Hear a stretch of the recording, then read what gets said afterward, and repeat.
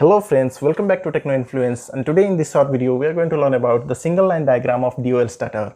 As you can see, here the neutral present at the contactor magnetic coil from the MCB, and the phase supposed to be get at A1 point of the contactor magnetic coil, so the DOL starter can be start. So here you go, here the neutral is present and we need the phase over here. So what happened?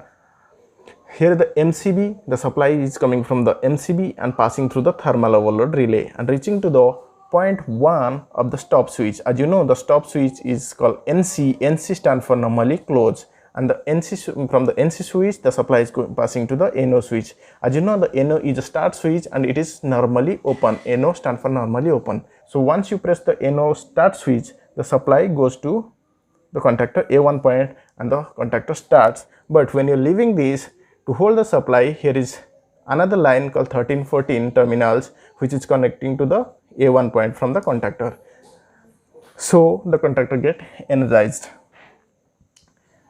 And to stop this DOL starter, we are pressing the stop switch and this contact get open and the starter gets stopped. Also, if there is any overload trip or overload any short circuit or something, then this overload relay get open. So now the supply is not reaching to the A1, so the starter get trip.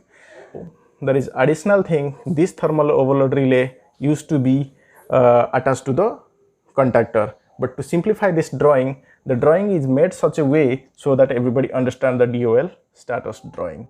Thank you for watching. Bye bye.